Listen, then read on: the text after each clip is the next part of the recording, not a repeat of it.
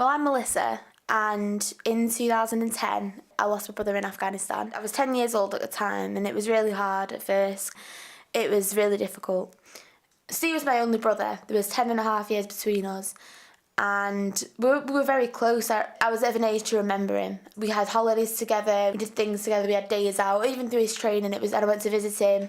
He loved his job, he was so passionate about his sport and his football, and definitely his friends, his family. He always had a smile on his face. He's quiet, but he just smiled, just said everything really. It was about 12 weeks into his tour, and I didn't expect it. It was just that day really, we get that knock on the door and they just say, it was sort of comforting that he hadn't been brought home in a box, if you like. He brought home with his family. He sustained a head injury in Afghanistan after being shot, and he was operated on a few times and sent back to Queen Elizabeth Hospital in Birmingham.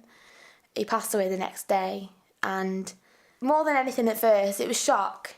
You can see something like this on the news and not believe it and think, oh my God, it's really devastating, but when it happens to you, your brother just gone out and got killed, and I think in the following few weeks it was sort of shock and anger and upset and denial really, that I thought, this can't be happening. And after a year I found a charity called FAB, and after a few years at FAB, the difference in me and my family have been amazing. I became very quiet and I got worked up over nothing really, and it had all come down to Steve. It wasn't like me at all, to be honest. I arrived and I made friends within probably an hour, and they understood what I was going through because they'd been through it themselves. For my family, seeing me enjoy myself, smile, be happy, laugh, just some little things that you'd see in a normal 10, 11-year-old kid, you can see now and think, God, she's smiling again.